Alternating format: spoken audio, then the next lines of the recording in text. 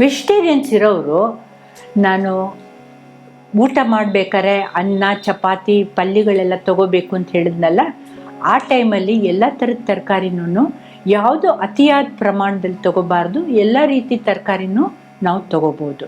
So ತರಕಾರಿಗಳು ತೊಗೋಬೇಕಾಗತ್ತೆ, ವಿರುದ್ಧ ಇರೋಂಥದ್ದು ತೊಗೋಬಾರ್ದು. ಹಾಗೆಯೇ ನಮ್ಮದು ಆಯುರ್ವೇದದಲ್ಲಿ ಕಾಂಟ್ರಾಡಿಕ್ಟರಿ ಫುಡ್ಸ್ ಅಂತ ಕೂಡ ಇದೆ, ಅದು ವಿರುದ್ಧ ಆಹಾರ ಅಂತ ಹೇಳ್ತೀವಿ.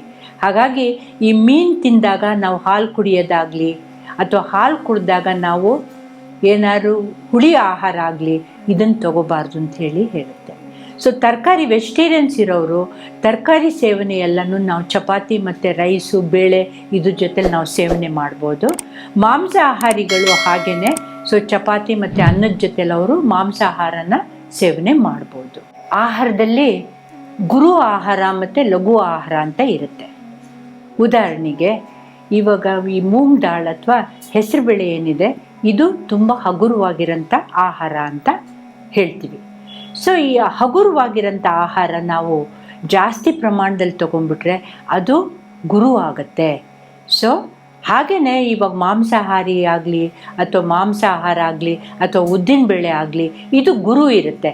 ಇದು ನಾವು ಸ್ವಲ್ಪ ಪ್ರಮಾಣದಲ್ಲಿ ತೊಗೊಂಡ್ರೆ ನಮ್ಮ ದೇಹಕ್ಕೆ ಹಿತ ಕೊಡುತ್ತೆ, ಆದರೆ ಜಾಸ್ತಿ ಪ್ರಮಾಣದಲ್ಲಿ ತೊಗೊಂಡ್ರೆ ಅದು ಅಜೀರ್ಣ ಮಾಡುತ್ತೆ. ಹಾಗಾಗಿ ನಾವು ಪ್ರಮಾಣ ತಿನ್ನಬೇಕಾದ್ರೂ ಅಷ್ಟೇ ಮಾಂಸಾಹಾರಿ ತಿನ್ನೋರು ತುಂಬ ಅಂದರೆ ಕಮ್ಮಿ ಪ್ರಮಾಣದಲ್ಲಿ ತಿನ್ನಬೇಕಾಗತ್ತೆ. ಹಾಗೆಯೇ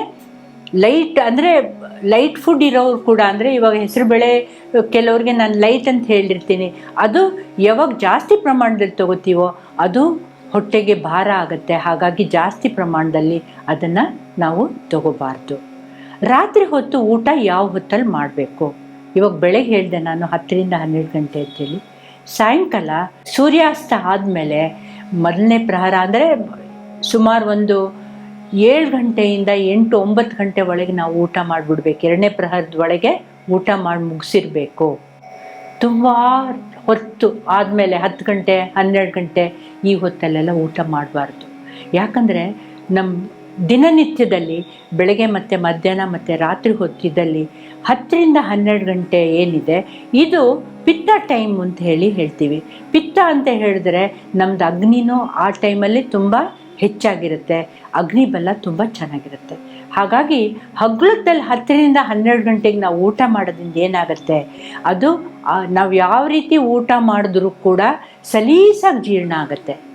ಆದರೆ ರಾತ್ರಿ ಹೊತ್ತು 10ರಿಂದ 12 ಗಂಟೆ ಊಟ ಮಾಡೋದೇನಿದೆ ಇದು ವರ್ಜ್ಯ. 9 ಗಂಟೆ ಒಳಗೆ ಊಟ ಮಾಡಿಬಿಡ್ಬೇಕು. ಸುಮಾರು 7ರಿಂದ 9 ಗಂಟೆ ಒಳಗೆ ಆಹಾರ ನಾವು ಮುಗಿಸಿರ್ಬೇಕು. ಯಾಕೆ 10 ಗಂಟೆಯಿಂದ 12 ಗಂಟೆವರೆಗೂ ತೊಗೋಬಾರ್ದು ಅಂತ ಹೇಳಿದ್ರೆ, ಈ ಹೊತ್ತಲ್ಲಿ ಏನು ಮಾಡುತ್ತೆ, ಪಿತ್ತ ಏನಾಗುತ್ತೆ ಅಂತ ಹೇಳಿದ್ರೆ ಈ ಹೊತ್ತಲ್ಲಿ ನಮ್ಮ ಬಾಡಿ ಒಳಗೆ ಟಾಕ್ಸಿನ್ಸನ್ನೆಲ್ಲ ಡಿಸ್ಪರ್ಸ್ ಮಾಡುತ್ತೆ. ಸೊ ಈ ಹೊತ್ತಲ್ಲಿ ಅದು ಡಿಸ್ಪರ್ಸಿಂಗ್ ಅಥವಾ ಏನು ನಮ್ಮ ದೇಹದಲ್ಲಿ ಇವಾಗ ಪ್ರಜ್ಞಾಪರಾಧ ಮಾಡಿರ್ತೀವಿ, ಬೆಳಗಿಂದ ರಾತ್ರಿ ಏನೇನೋ ತಪ್ಪು ತಿಂದಿರ್ತೀರಿ, ತಿಂದಿದ ಮೇಲೆ ತಕ್ಷಣ ಆದೇಶನ ಮಾಡಿರ್ತೀರಿ.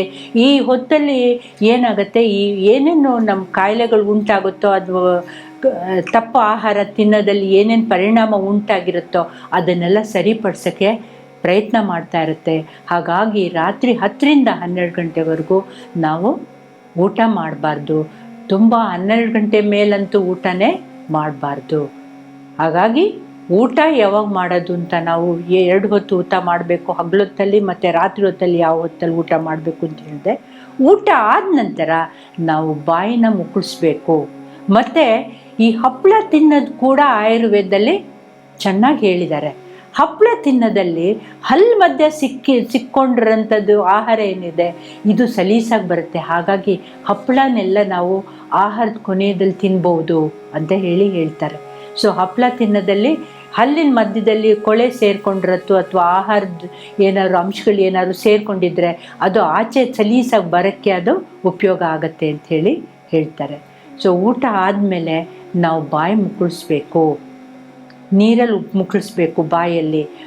ಇವಾಗ ಊಟ ಆದಮೇಲೆ ಬಾಯಿ ಮುಕ್ಕಳಿಸೋದಲ್ಲಿ ಮೊದಲನೇದಾಗಿ ಕಣ್ಣಿಗೆ ತುಂಬ ಹಿತವಾಗುತ್ತೆ ಅಂತ ಹೇಳ್ತಾರೆ. ಹಾಗಾಗಿ 3 ಸಲ ಬಾಯಿನ ಮುಕ್ಕಳಿಸಿದಾದ್ಮೇಲೆ ನಮ್ಮ ಹಸ್ತನ ಕಣ್ಣಿಗೆ ನಾವು ಒತ್ಕೋಬೇಕಾಗತ್ತೆ. ಅದು ಓದ್ಕೊಂಡಿದ್ರೆ ನಮ್ಮ ಆಹಾರದ ಗುಣ ಏನಿದೆ, ಇದು ಸಪ್ತಧಾತು ಪೋಷಕವಾಗಿರೋಂಥ ಆಹಾರ ಏನಾಗುತ್ತೆ ಅದು ಕಣ್ಣಿಗೆ ಹೋಗಿ ಸೇರಿಕೊಳ್ಳುತ್ತೆ ಮತ್ತು ಕಣ್ಣಿನ ಬಲ ಜಾಸ್ತಿ ಮಾಡುತ್ತೆ.